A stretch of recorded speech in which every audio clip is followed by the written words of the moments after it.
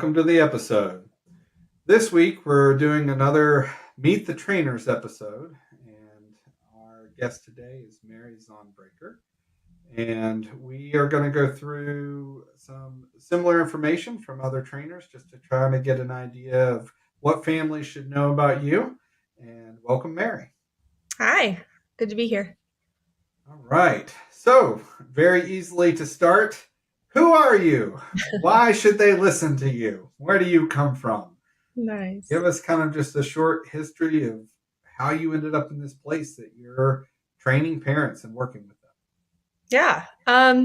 So originally I started my career as a licensed professional counselor. I knew that I wanted to work in a helping profession. I kind of bounced around college for a bit, trying to figure out what that actually meant for me, right? And as I continued just in my education and in my career path, I recognized I wanted to work in a way that was a little outside of the box, right? So even as a therapist, kind of that, sitting down individually, talk therapy, while I think it's extremely effective, I was really interested in how do we get people outside of that kind of traditional way of kind of doing things. And so I worked across a gamut of settings, right? And as I went through each iteration of what supporting others in a process, a journey of coming to know themselves better looked like, I realized a lot of what was missing from people's process was this idea of we're not in a bubble, right? We're in a system. And so how do we help inform the system when that one individual is ready to change and wants support from the systems that they find themselves in? And so whenever this opportunity came up, it made total sense to me. It was we're not just supporting, right, the identified patient, which is a lot of that jargon you tend to hear around the treatment setting. We're helping families reach goals that they want to work towards. We're helping families connect.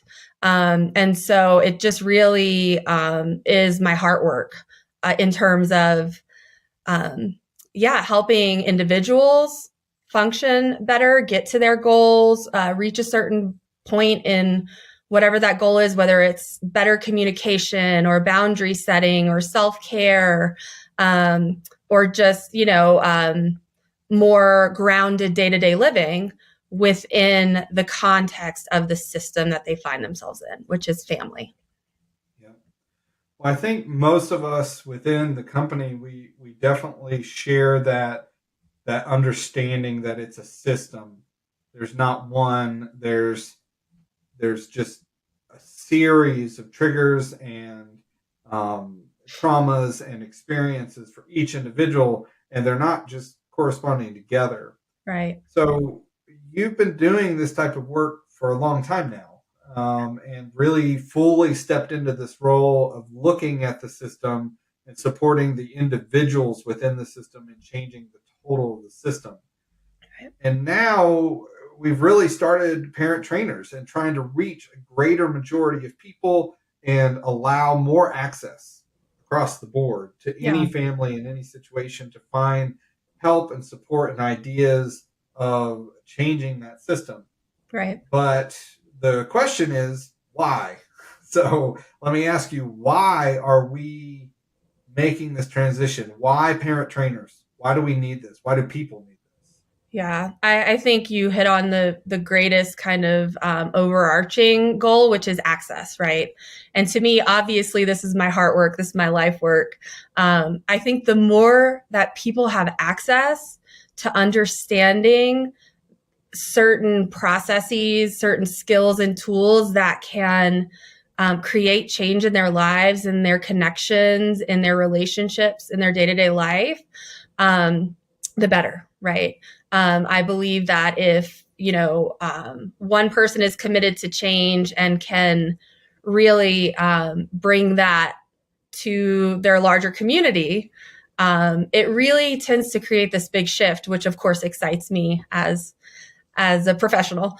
But also I think parent trainers really focusing on the nuances, right, of how families operate. So I can have a family who looks exactly the same on paper, and it's incredible once we actually step into the goals, the intentions, the patterns, how different that can look. And so I really value the work of taking those skills and tools and how are they actually applicable in each scenario, right? Because Yes. one kid may really thrive with boundaries. One kid may really push back with boundaries. One kid, may really want to be a part of that decision-making process. And one kid may say, I need to look to you for this. So it's just the nuances of how we support families in applying the skills and tools where it makes sense for them, where it matters for them, and like asking them to take risks that maybe, they haven't been willing to take in the past to shift patterns.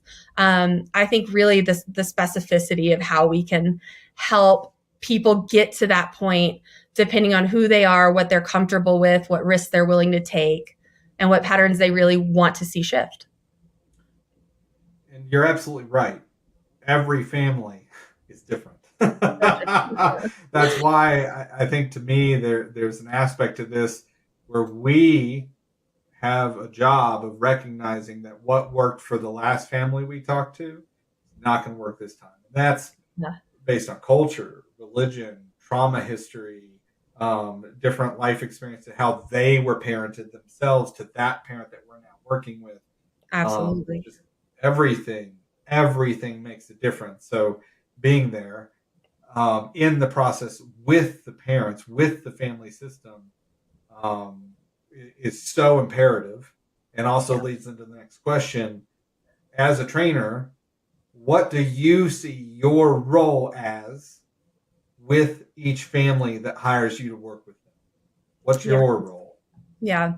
I believe my role is to take the dynamics that are happening, the goals that people have in terms of their family system, their relationship with themselves in terms of the family system, their relationship with each individual in the family system, right? Helping them identify the patterns, identify values and intentions, so that they can take those patterns and apply those values, those intentions that they have that we don't oftentimes stop to really think about in the day-to-day, to a larger picture of just everything, right? Why am I engaging with this in the first place? What is the goal here, right? And even helping them step outside of their own agenda, which we get caught up in so much in the day-to-day, right? Our agenda being like, we got to get to school on time. Everybody's got to get fed. Just the things we do in daily life, helping them step out of that to create change that also just gives them time for relationship, right? And so being able to help them develop and implement strategies that are really specific to each of those core values, their intentions, what they're working towards, is my role. And I think just addressing those personally for each individual in the family, but then also bringing it together of like, okay, what are the collective values and intentions that we have with each other? Yep. Well, what are your favorites? What are your favorite things to teach when you step in with families? Like if they're considering you as in a role with them, like if you're going to show up, what excites you in all these lessons and processes? Well, it's hard to say, right? Because each family is so different. Like sometimes I'm so excited by the fact that like you just see the light bulbs go off for parents in these ways that you're like, like that's their work. So working in the moment with them and seeing like, seeing the process unfold is really cool. Whether that's like a parent who really struggles with emotional identification and why that matters over my intellect, right? And my process of how I think, like just watching that light bulb go off for each family is so exciting for me. I mean, it's why we do the work we do, right? And within most family systems, I would say the work that I really love doing is the idea that if we slow down, we create more choice for ourselves and for each other. And when we can create choice, we create opportunity. We create the space to grow, to listen, to integrate new information, to take risks and trust. And so there's this concept, right, or a few concepts that we teach that really go hand in hand with that idea of pausing, slowing down, creating choice. Whether that's reaction versus response, right? We tend to live our lives in this kind of trance where we react. We do the same thing. And if we slow it down and create choice, we can respond from a place of greater intention that's more connected to our values, right? All these things that I just kind of talked about. And what comes along with that as well is this idea that we tend to step in a lot of times when we don't necessarily need to. And in the process of that, we end up breaking relationship. So, we get into these kind of push-pull scenarios, whether that's with our partners, our children, or whoever it is, right? Because we're used to engaging in a certain way. And if we can differentiate between this is really important and it needs to be talked about, and right now might not be the time to talk about it because I'm in my own stuff and he might be in his own stuff. She might be in her own stuff, right?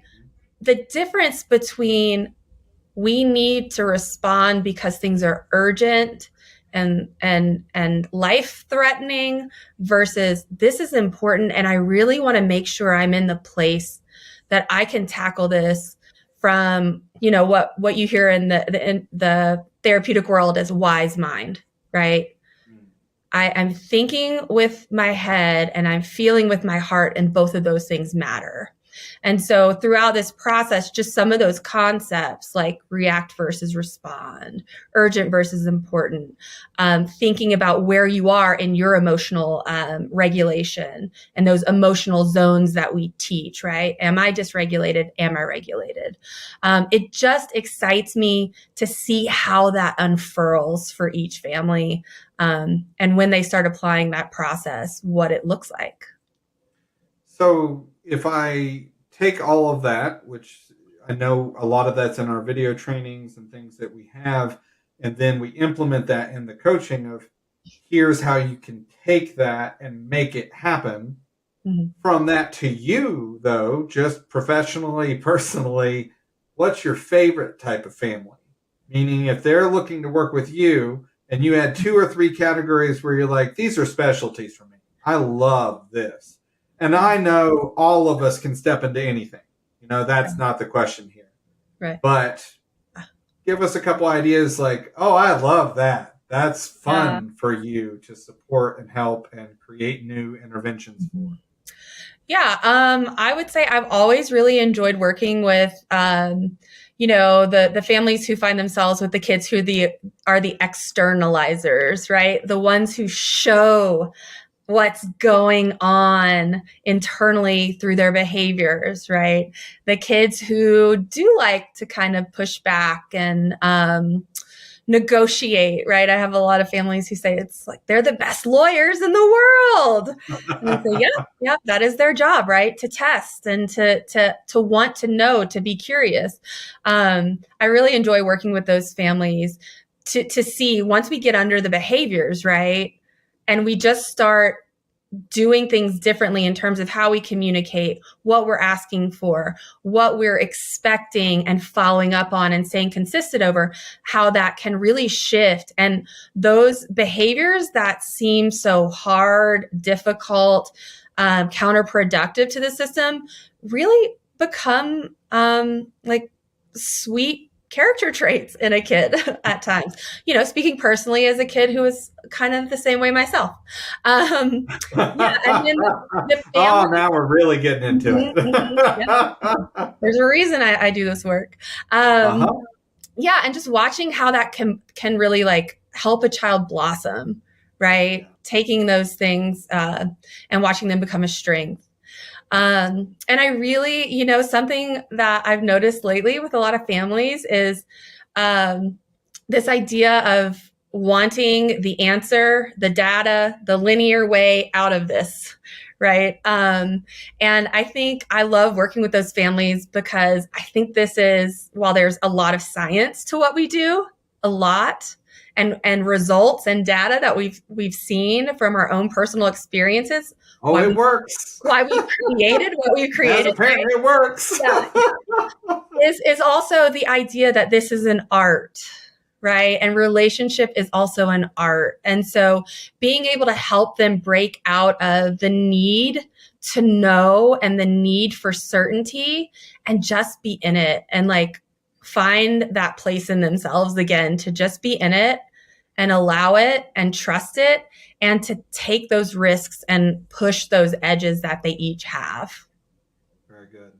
So, in these episodes, for all of us, like from our histories, we come from that clinical background, from residential intervention programs, all types of things and histories professionally. Mm-hmm. We get into this thing where, like, you're talking about diagnoses and different skill sets used to work with people that are going through neurological struggles and Mm-hmm. processes related to mental health and all that kind of stuff. Mm-hmm. But for me, there is a definite separation in the work we're trying to do. So the question for you, Mary, is we're parent trainers. We train people to work within their family systems, change their systems, etc. So the question, therapy versus training, why? Yeah, great. Yeah, there is a big difference, right? And I think they Oh yeah. really can work in beautiful conjunction with one another. And I always suggest go do the deeper work with a therapist. A therapist is um, primarily focused on identifying diagnosis and addressing symptoms related to a mental health disorder, right?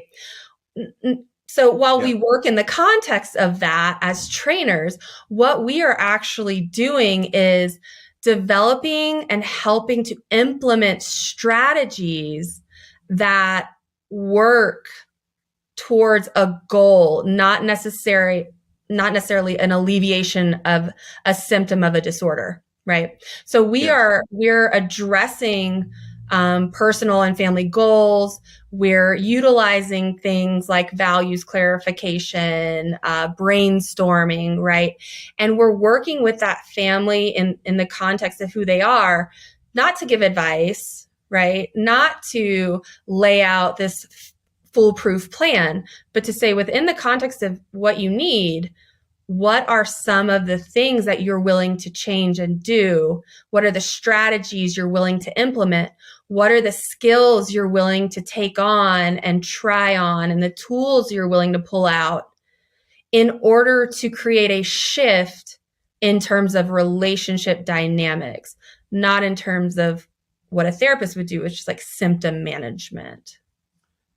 Yeah, I mean, to me, I always tell people that therapy is a process of finding the problem within Mm-hmm. and opening it in a way to rewrite the story of Right. how that experience is making us act or behave today. That is a very functional piece there. Right. We, to me and to us and the work that we're doing, I know that there's all these dynamics of we step in, and very often it is not the parent, sometimes it is, that has the mental health element. Right. And the parent didn't go to school to understand the brain, understand the mental health, the behaviors, heck, the predictability. I mean, the number of times that we've worked with a family that's like, how did you know he was going to do that next? Because that's just what happens next. Like, that's our work. So it's bringing expertise and systems to living with someone and supporting someone that's going through an issue. And there are times I know that we've gone to work with a family and be like, oh, you might want to consider learning what ASD is. Because they totally missed it. Yes. And of course they missed it. That's not a judgment. They weren't looking for it. They weren't trained for it. They don't know about the spectrum and the different categories of diagnosis like we do. Like we're looking at all that functionality. Right. So we really do step into that. I agree with you. For you, we've done a lot, worked with a lot of families, and I acknowledge always that there's a spillover. Totally. So the question I have for you, for the families listening, is what have you learned from this work that's impacted you professionally or personally? Mm-hmm. What's come up for you? What's the lessons learned that you would share?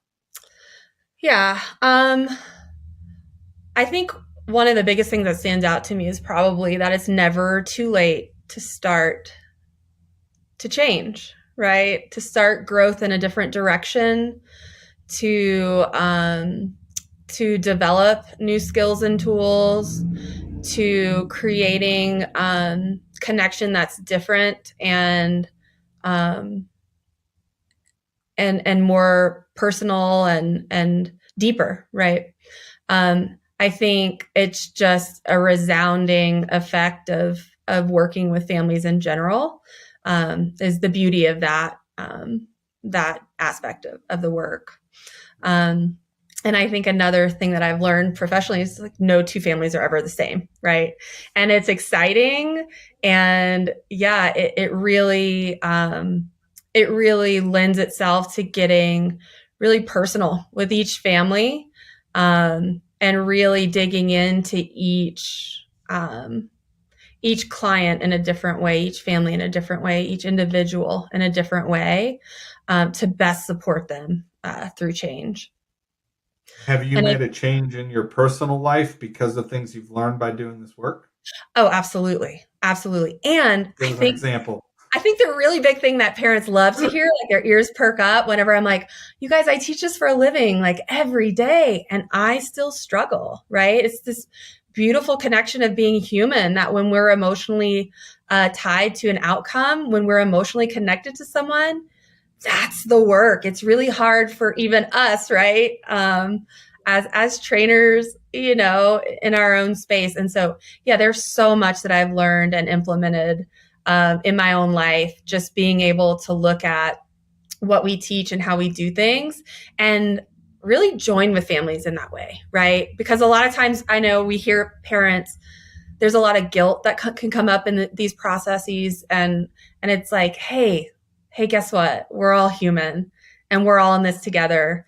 And if we take it step by step, and part of the beauty of this process, I think that we do really well at Parent Trainers is like, if we are checking in, then we are looking at the experience that you've had that you conceptually knew you wanted to change, maybe didn't get to that point where you did it the way you wanted to, but then we can rework that and really dive in, because experience is the highest form of learning in terms of integration, right? And so it really is a beautiful process to watch unfold, not only with families, but yeah, within myself. Absolutely. Very good. Yeah. So this is the next evolution of our work, moving into Parent Trainers and just being more accessible and finding different families and a lot more of them, and just group work with just a community. So I guess as you are helping this grow and push forward and being a trainer and a support, the question is what are you excited for Parent Trainers to become? Yeah. I'm excited, like we talked about earlier, just for the accessibility, for more people to have access to skills and tools at whatever level they're ready to have that, right?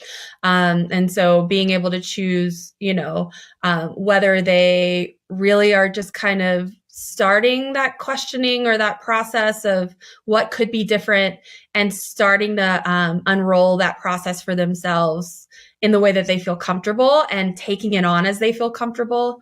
And of course, just having the access to that and being able to implement that in a wider dynamic within their communities. I work with families who say, I'm practicing this at work. I'm practicing this, in my girlfriend group, all of these ways that they can kind of spread the message, spread the skills and tools, right? And get people interested in really knowing and learning, like, there's room for change and growth if I want it, and letting that process unfurl how they want it. I also am really excited just to meet people where they're at, right? And to see a need, and be able to support families where they're at, and to create a community, so to speak, of people who are committed to this work and willing to take risks, to do something a little different. I keep using that word risk. I mean, to us, it's like, it's a no-brainer, right? We see it work all the time. But for a lot of people, creating change feels really, really risky. And that's inherent in all humans, as it turns out, right? But yeah, to be able to facilitate that and really be a bolster to that, as a parent trainer, I'm super excited. Very good. So just hearing all that, I guess, what would be, I almost want to say, a universal, and I know that's a big thing for us because there's never anything exactly the same, but what would be your closing thought or advice, or not even advice, just a thought to have people say, oh yeah, I should look at this, etc. Like, what would you want to leave people with today as, oh, Mary made me think about that? What would that be from the work that we did? That's a big question. No pressure, huh? Nope, Um, not at I all. Yeah, I think, hopefully something within what we've said today resonates for most of the people who are considering this process. But I think a big takeaway might be that, trust that if you feel like something can be different, that it can, right? That you have the capacity, to create change and to offer that gift to your family, your child, your loved one. Yeah, and that, within that capacity to change, you don't have to do it alone. And part of this process is really taking what we have seen work and applying it in the ways that make the most sense for you and your family, and developing that foundational piece of creating a shift in the dynamic. And so, like, if there is something that you're questioning about, your boundaries within your family, your communication within your family, just the connection that you wish you had with others in your family, to trust that and to be open to the process, whatever that looks like, for you. Very good. Thank you. Yeah. Well, I look forward to future episodes of the podcast where you'll be a guest to go over questions and scenarios that our parents will send in, and different subjects that we'll be presenting on to try to just help the community and help families all over the world step into a change model that really is what this is all about. So thank you, Mary. Thank you, Rob.